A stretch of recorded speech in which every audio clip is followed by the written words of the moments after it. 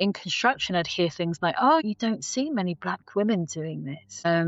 Or actually, yes, there was a woman once years ago who we had, but they weren't very good. And you were kind of like, now I feel like I'm carrying the expectations of my gender, my ethnicity, my background, my ancestry.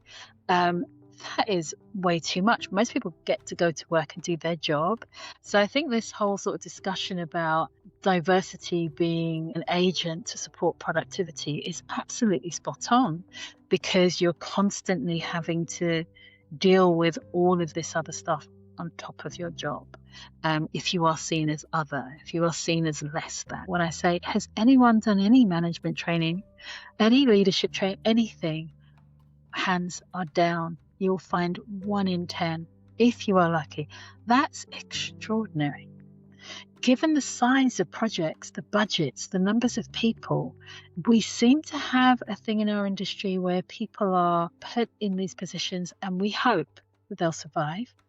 We hope that it won't go wrong. We are really well trained to do is to manage processes. What should happen, when it should happen. Let's forget, that there are people who will be pressing those buttons or staying up and doing those drawings or whatever it is. We just know that these things need to happen in a particular order. But that's not the same thing as leadership.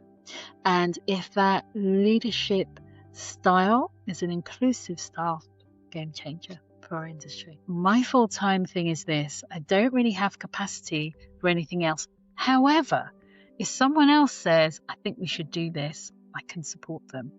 But those people who sit slightly outside but have the understanding, there is more agility. Perhaps you can push a little bit harder in some ways. You can say things and do things that create change or present challenge. And it's very, very different from being in practice.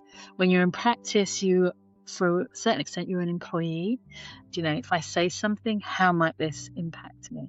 But there are those change makers who are sitting within practice who are like, how can I nudge things? How can I push things? And even if it's going to take 10 years, I'm going to keep trying. But yeah, you need those people, I think, who sit outside but understand it, and can dedicate more time to it, to really make those sort of structural and systemic changes.